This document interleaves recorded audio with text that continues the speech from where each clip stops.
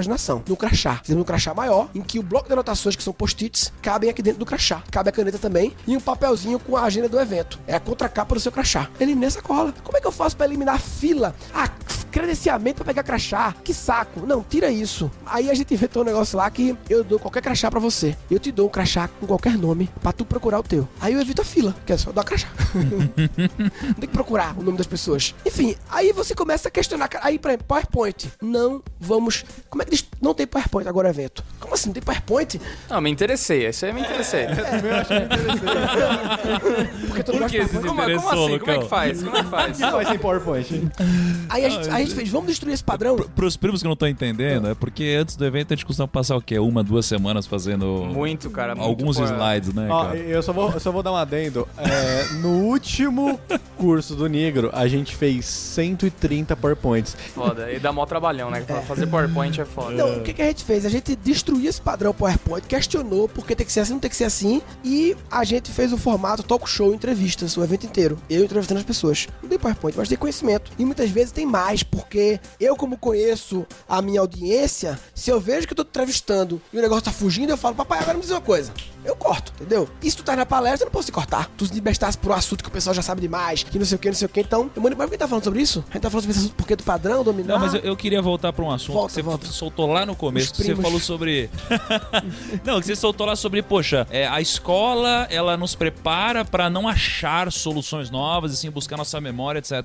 Tá, eu entendo que isso daí se aplique a várias perguntas, né, mais abertas, mas e pra uma pergunta do tipo, cara, quanto é 2 mais 2? Também se aplica esse tipo de Cara, se aplica, assim, pode, por exemplo, matemática. Tem mais de uma resposta? Pode, assim, algumas situações, por exemplo, problema clássico da escola. Um pedreiro constrói uma casa em 30 dias. Em quanto tempo 2 pedreiros constroem a mesma casa? Qual é a resposta do gabarito? 15. E se eu respondesse 2 meses, vírgula, porque eles vão ficar conversando? Perde produtividade. O cara focado tá fazendo. Vem outro cara e tá falando merda. Eu criei uma imagem. Criei a imagem que são seres humanos, não é máquina. Quando você duplica, não quer dizer que duplica. Quer dizer que pode ter uma variável pra você deixar essa resposta ou ia dar errado. Jamais. Pois é. Então, aí que tá o problema. Ele não me deixou imaginar. Esse é o exemplo problema de matemática que tem mais de uma resposta. Entendi. Ele Pode não te ter. deixou imaginar. Não me deixou E aí criar você imagens. não exercita Ele isso. só me deixou... Porque 2 mais 2 não é um problema. São 2 números, né? Me fala um problema de matemática que envolve somar um número com... Que, entendeu? Uma coisa aplicada. Não só os números. 2 mais 2 é foda no C4, realmente. Mas um pedreiro mais um pedreiro não gerou dobro de produtividade, duas produtividades. Pode ter gerado meia produtividade. Já não é 1 mais 1. Ó, uma pessoa come um saco de pipoca em meia hora. Pipoca, meia hora eu como um saco. Enquanto tempo 2 pessoas comem o mesmo saco. O gabarito fala 15 minutos. Eu podia responder 5. Por quê? Vai aumentar a velocidade média que eu pego, porra. Tem concorrência agora. Isso acontece, né? Acontece.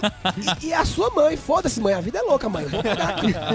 Né? Agora, cara, eu não sei vocês, mas eu já associei várias vezes na minha vida e eu sei que muitas pessoas associam criatividade, ser criativo, Steve Jobs, etc., com o uso de drogas, por exemplo. Sei lá, beber. Por que acontece isso, cara? Eu acho que as drogas fazem Isso ajuda na você ir criatividade? pro estado anormal. Porque se a criatividade tem a ver com fugir do padrão, de trazer uma resposta anormal, vão ficar conversando, é anormal, porque a norma é responder 15 e acabou.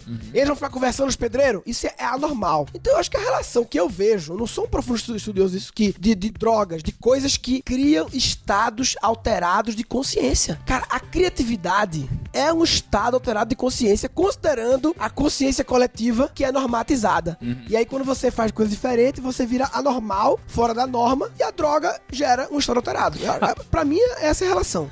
Eu concordo, discordo. Mas é possível chegar em estados, para não fazer apologia, é possível chegar em estados alterados sem as drogas. As drogas é um atalho que tem repercussões. Eu acho que pode ajudar ou pode atrapalhar muito. Eu acho que se você é muito criativo e você usar, tipo, drogas, você vai viajar num nível que você não vai conseguir voltar para resgatar o criativo possível. Você pode ficar sequelado e virar uma batata quente, né? Porque, tipo, você pode ser o criativo que pode, tipo, ser sem droga. Você pode criar, ser criativo em alguma coisa e colocar em prática, que com droga você vai criar uma parada que não vai ser possível criar. Sim, sim. Então, tipo, eu acho que pode ir mais devagar do que ajudar. Sim, eu não conheço o universo das drogas do mundo, mas assim, pode ser que tenha uma droga que ajuda a executar. Não sei se tem alguma droga que a gente tá com a premissa das drogas como divergentes, ampliadora das ideias. Mas será que pode ter uma droga que é convergente, que ela é executadora de ideias? Não sei. Tipo naquele Mas sem filme fazer Sem apologia. Podemos ser Sem fazer divergentes. apologia.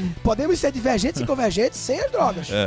Mas vocês também acham que criatividade demais atrapalha? Então, tem uma frase que o Walter Longo ele soltou, era mais ou menos isso, que eu achei demais, que ele falou o seguinte, que quando você tem uma empresa só com rebeldes, né, ou vamos dizer assim, só gente criativa, ela vai durar 3 meses, né, e uma empresa sem rebeldes, ela não vai durar mais de 3 anos. Então eu acho que tem que ter um mix aqui, né, Ótimo. entre Essa muito foi- criativos e pouco criativos. Essa foi a dor minha. Eu enlouqueço meu time.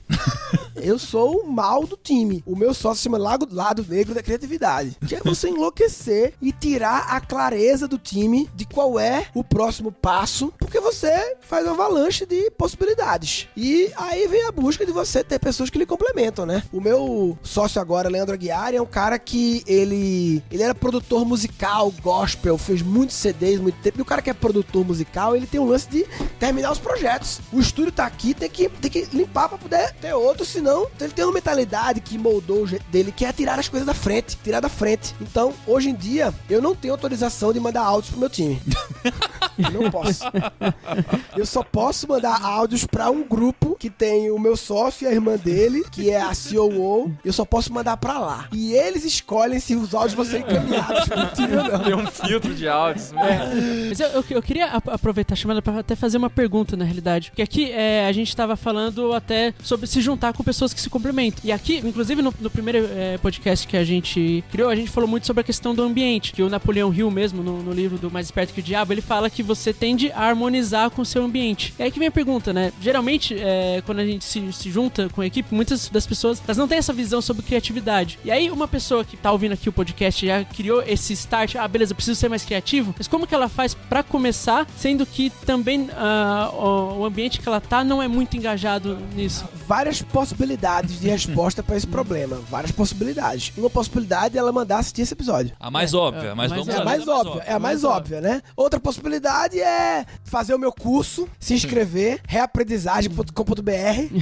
reaprendizagem criativa, e, baseado no meu curso, muitos alunos fazem, montar uma palestra interna para o time. Não só pro time dele, tem muito aluno meu que pegou um espaço de happy hour, de não sei o que, e falou, vou fazer um evento aqui, após quem quiser fazer, eu quero compartilhar umas paradas que eu aprendi sobre criatividade. E você compartilha. Outra possibilidade, ir para outro ambiente. Pedir demissão também é uma possibilidade. É uma possibilidade. Sempre. Meu ambiente não é criativo, eu despertei agora. Isso é muito comum. Sempre que você desperta para algo, que desperta para essa questão da criatividade, de como foi bloqueado, de como dar a importância disso, ou desperta para uma coisa espiritual, qualquer coisa você desperta, e você olha ao redor e vê que a galera ao seu redor tá dormindo em relação àquele assunto, isso você vai ter algumas opções aí, que é o que você falou mais ou menos. Ou você vai acordar aquelas pessoas, e aí tem 1000 jeitos de fazer isso, muitas possibilidades, estratégias, que não é só um jeito, é por aqui, por aqui, por aqui. Manda um e-mail pro cara, manda ele ver um TED, manda ele ver um podcast, faz uma palestra, você vai ir cercando, né? Ou você pode ir procurar ambientes despertos. Acontece também, você faz, pessoal, aqui não dá pra mim. Vou procurar um ambiente que as pessoas têm a mesma vibe. Um cara falou uma vez pra mim uma frase que eu gostei. Pessoas na mesma vibe criam uma tribe.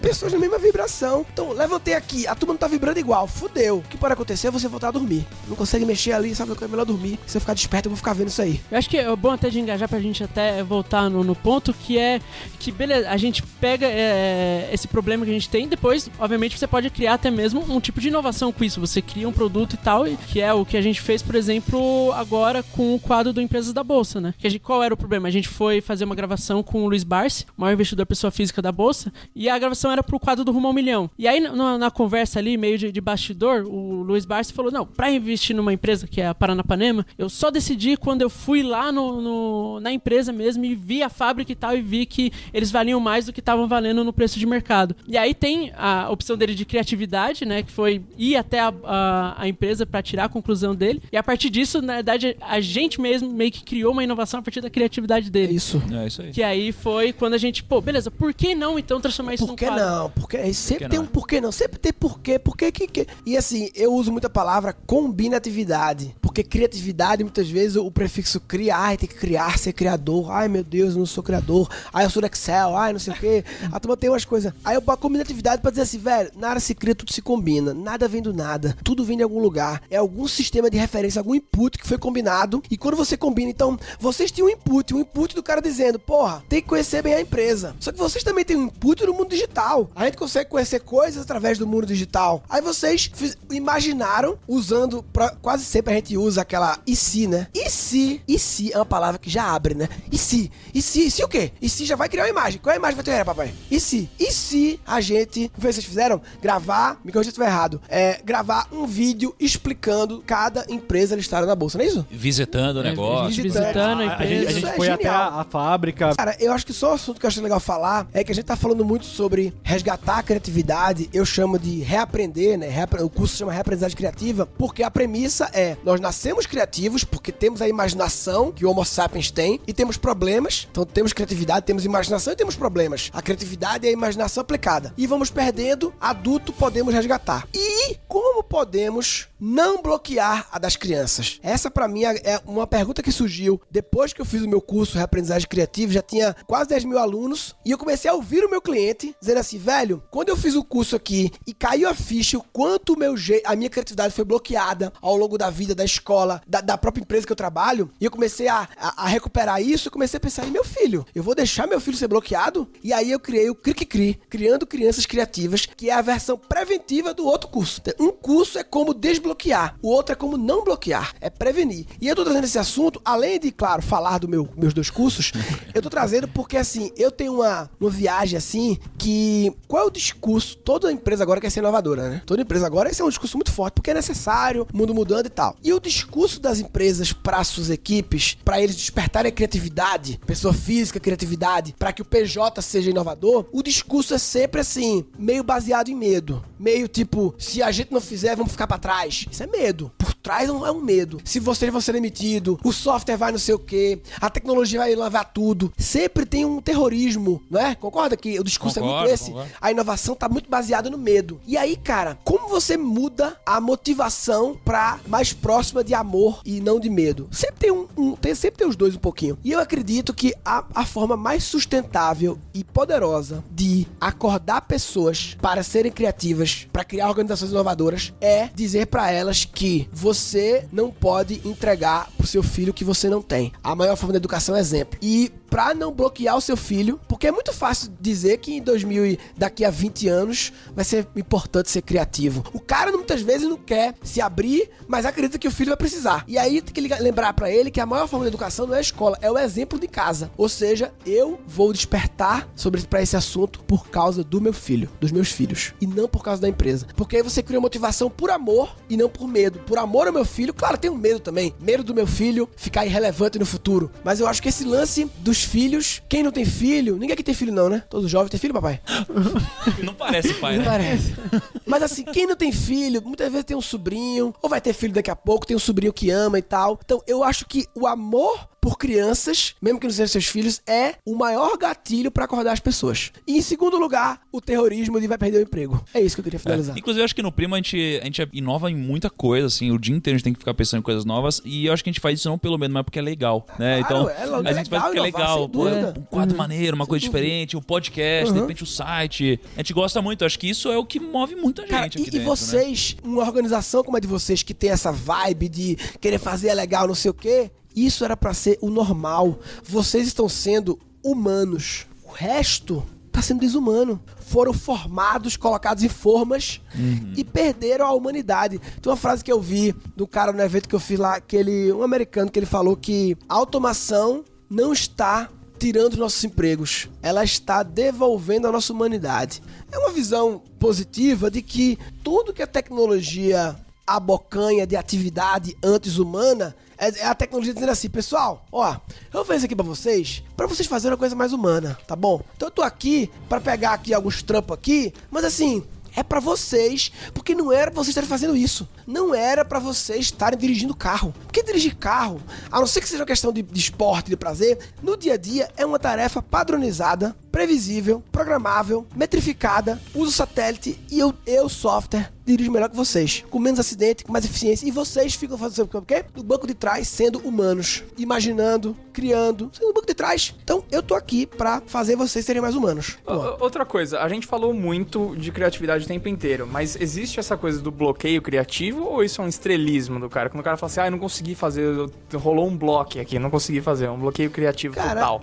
Quando tem um bloqueio criativo, quase sempre a raiz do problema, eu acho que é ou duas, ou falta de preparação de repertório, porque a criatividade, ela não surge, não é um botão que você aperta na hora que, caralho, agora o que é que eu faço? É um botão que se você acordou, aperta o botão, que é o botão do olhar pro dia a dia para captar as referências. Tudo é combinatividade, mistura de sistemas de referência. Quanto maior o seu repertório, diversidade, eu tiro onda, cara, tem que ler revista que você não gosta também, tem que ler Capricho de vez em quando, só para entrar em novos universos, tem que ir numa feira de materiais elétricos no Expo Center Norte. Não é só ir na feira de content creator, de youtuber, de XP, do mercado financeiro, não sei o que, não.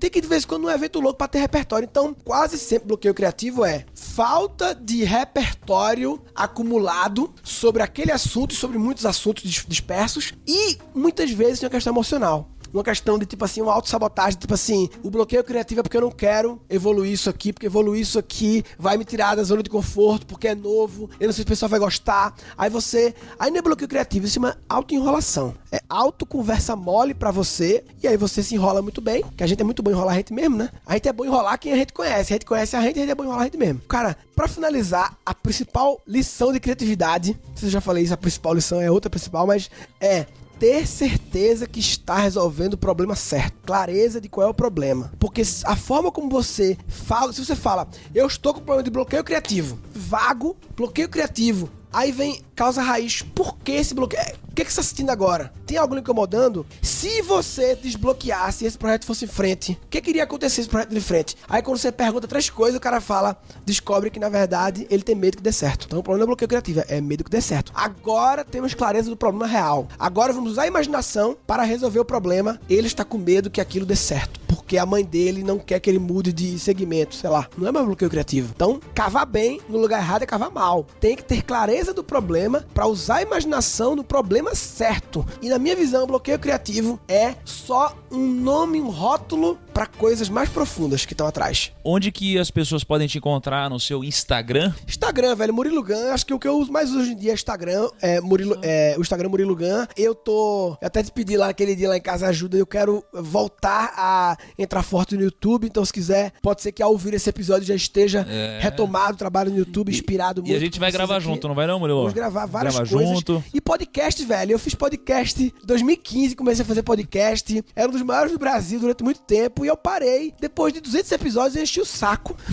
Mas esse momento aqui também me faz resgatar como é legal. E de repente eu volto também. Guncast. Do podcast. O grande lance, a grande vantagem do podcast para um vídeo é: eu não te entrego imagens. Então você imagina. É muito Você imagina como a gente tá. O cara tá ouvindo agora, ele não sabe como a gente tá sentado aqui. Eles nem sabem que você tá esparramado no sofá, sem meia, sem tênis. Pois é.